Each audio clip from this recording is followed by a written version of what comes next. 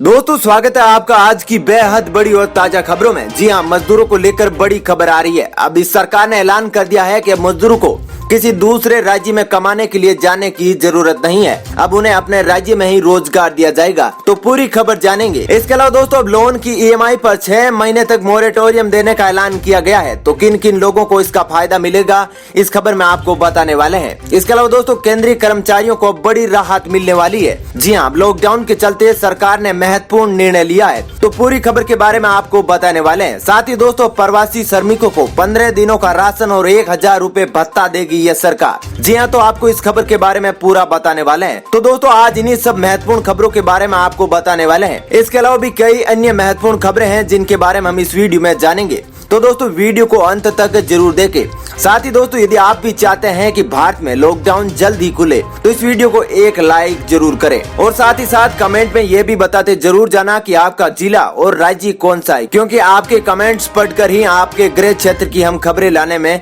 कामयाब हो पाते हैं। साथ ही साथ दोस्तों हमारे जाबाज कोरोना वीरों के लिए दिल से कमेंट में जय हिंद वंदे मातरम जरूर लिखे। तो चलिए दोस्तों बिना देरी किए फटाफट से जान लेते हैं आज की सभी खबरों को। पहली खबर, भारत में कोरोना संक्रमण का आंकड़ा। जी दोस्तों भारत में कोरोना संक्रमण के मामले 1,18,447 की संख्या को पार कर चुके हैं। लेकिन यदि आप सक्रिय मामलों पर नजर डालें तो इनकी संख्या 50% के आसपास है।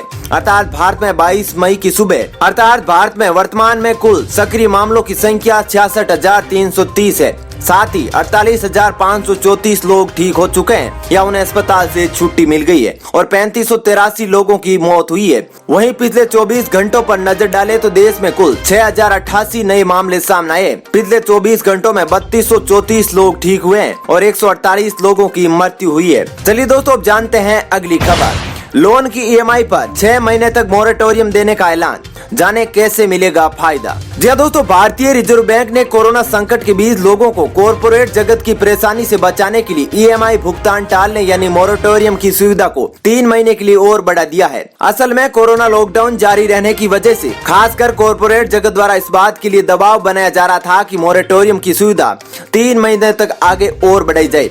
आपको बता दें कि रिजर्व बैंक ने इससे पहले मार्च से मई तक के लिए किया था। अब इसे 1 जून से 31 अगस्त के लिए 3 महीने तक और बढ़ा दिया है। दोस्तों आपको बता दें कि अब ईएमआई न चुकाने वालों को अब 3 महीने तक डिफॉल्टर नहीं घोषित किया जाएगा। यानी इस सुविधा को 3 महीने के लिए और बढ़ा दिया गया है। यानी अब कुल 6 महीने तक ये लागू रहेगा। चलिए दोस्तों बिना देरी किए फटाफट से जान लेते हैं अगली खबर। मुख्यमंत्री नीतीश कुमार ने कहा बिहार में ही रहे प्रवासी मजदूर, यही मिलेगा काम। जी हाँ दोस्तों बिहार के मुख्यमंत्री नीतीश कुमार ने आज क्वारंटाइन केंद्रों का डिजिटल निरीक्षण किया और प्रवासी मजदूरों से संवाद किया।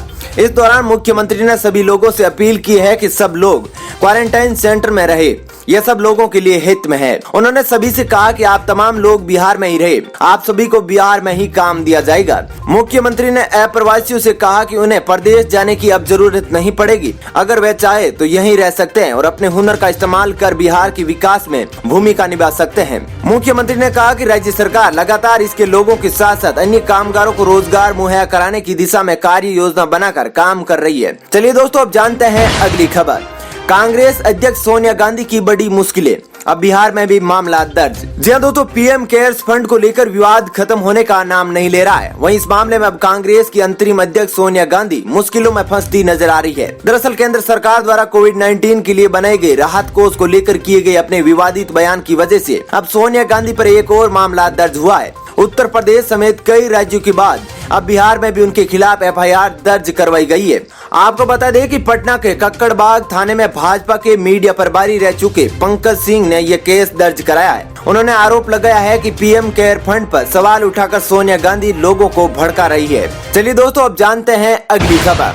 केंद्रीय कर्मचारियों को मिलेगी बड़ी राहत, लॉकडाउन के चलते सरकार ने लिया महत्वपूर्ण निर्णय। जी हाँ दोस्तों केंद्रीय कर्मचारियों के लिए यह एक राहत भरी खबर है। सरकार ने इसकी सुविधा के लिए लॉकडाउन में एक महत्वपूर्ण फैसला किया है। इसके अनुसार अब कुछ कर्मचारियों को कार्यालय में उपस्थित होने से छूट दे दी गई है। इस संबंध में केंद्रीय कार्मिक एवं परीक्षण मंत्रालय ने आदेश जारी किया है। इसके अनुसार बीमार कर्मचारी, दिव्यांगजन एवं गर्भवती महिलाओं को कार्यालय में उपस्थित होना अनिवार्य नहीं है। आदेश में यह छूट दी गई है कि इन कर्मचारियों को कार्यालय में पहुंचाने वाले कर्मचारी रोस्टर की सूची में शामिल ना किया जाए। सरकार के इस फैसले से देश के लाखों कर्मचारियों को राहत मिलेगी। दोस्तों, सरकार के इस फैसले पर आपकी क्या राय है, नीचे कमेंट करके जरूर बता सकते हैं। चलिए दोस्तों, अब जानते हैं अगली खबर। प्रवासी श्रमिकों को 15 दिनों तक राशन और 1000 रुपए भत्ता देगी योगी सरकार। जी हाँ दोस्तों, यूपी में लौटने वाले प्रवासी मजदूरों को 15 दिन का राशन और 1000 रुपए भत्ता दिया जाएगा।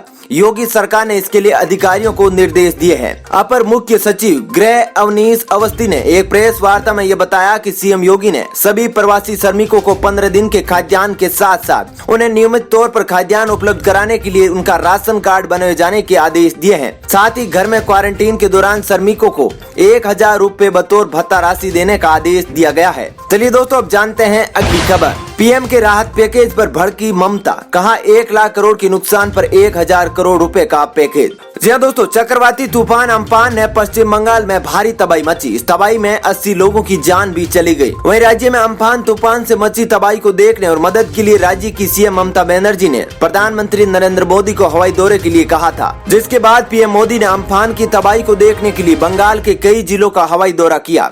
इस दौरान पीएम मोदी ने राज्य को 1000 करोड़ का राहत पैकेज देने का ऐलान भी किया, लेकिन ये राहत पैकेज ममता बनर्जी को पसंद नहीं आया है। अपनी नाराजगी जताते हुए ममता ने कहा कि नुकसान 1 लाख करोड़ का हुआ है और पैकेज सिर्फ 1000 करोड़ रुपए का दिया जा रहा है। चलिए दोस्तों, अब जानते हैं अगली खबर। कोरोना काल में चीन ने बढ़ाया रक्षा बजट, अमेरिका और भारत के खिलाफ महायुद्ध की तैयारी। जी हाँ दोस्तों, दुनिया का सबसे बड़ा सिरदर्द बन चुका चीन कोरोना के बाद क्या दुनिया को किसी और मुसीबत में डालने की तैयारी कर रहा है? क्या चीन ने दुनिया को कोरोना से विश्व युद्ध के बाद किसी और युद्ध में झोंकने की तैयारी कर दी है? क्या चीन चाहता है कि ये दुनिया शांति से रहने के लायक ही न बचे?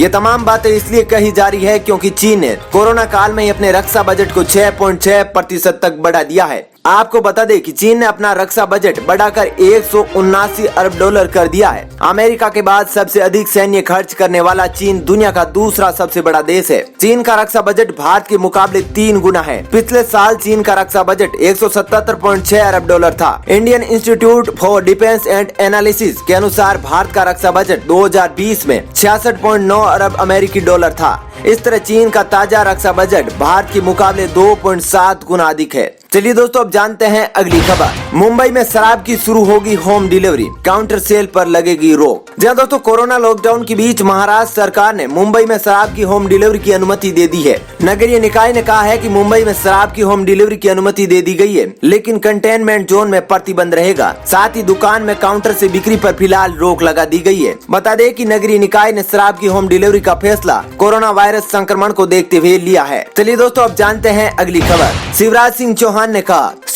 चौहान ने कहा मध्य प्रदेश में मनरेगा से 21 लाख लोगों को रोज मिल रहा है रोजगार। जी हाँ दोस्तों, मध्य प्रदेश के मुख्यमंत्री शिवराज सिंह चौहान ने शुक्रवार को दावा किया है कि मध्य प्रदेश में प्रतिदिन 21 लाख लोगों को महात्मा गांधी राष्ट्रीय ग्रामीण रोजगार गारंटी योजना मनरेगा के तहत रोजगार मिल रहा है, जो पिछले साल के मुकाबले 10 लाख ज्यादा है। उन्होंने कहा कि जब कोरोना वायरस से आर्थिक गतिविधियां बंद हो गई है, उस वक्त मनरेगा मजदूरों का सहारा बन गई है। चलिए दोस्तों, अब जानते हैं अगली खबर। पीएम ने किया ओडिशा बंगाल का हवाई दौरा, दोनों राज्यों के लिए 1500 करोड़ रुपए का ऐलान। जी दोस्तों, प्रधानमंत्री नरेंद्र मोदी ने शुक्रवार को चक्रवात अम्फान से प्रभावित पश्चिम बंगाल और ओडिशा का दौरा किया। इस भयंकर तूफान ने पश्चिम बंगाल में अब तक 80 लोगों की जान ले ली है और करोड़ों रुपए का नुकसान कर दिया है। पीएम मोदी ने पश्चिम बंगाल को 1000 करोड़ रुपए की आर्थिक सहायता देने का ऐलान किया है। वहीं ओडिशा के लिए 500 करोड़ रुपए एडवांस व्यवस्था के तौर पर देने की घोषणा की है। चलिए दोस्तों, अब जानते हैं अगली खबर। समय से लॉकडाउन न किया होता तो कोरोना से होती 68,000 मौतें, 29 लाख संक्रमित। जी दोस्तों, देश में कोरोना वायरस संक्रमण के मामले 1 लाख का आंकड़ा पार कर चुके हैं। नीति आयोग के सदस्य व सशक्त समूह ए के चेयरमैन वीके पॉल के मुताबिक अगर लॉकडाउन नहीं होता तो देश में संक्रमित लोगों की संख्या 29 लाख तक पहुंच सकती थी, जबकि 37 से 78,000 लोगों की मौत हो जाती।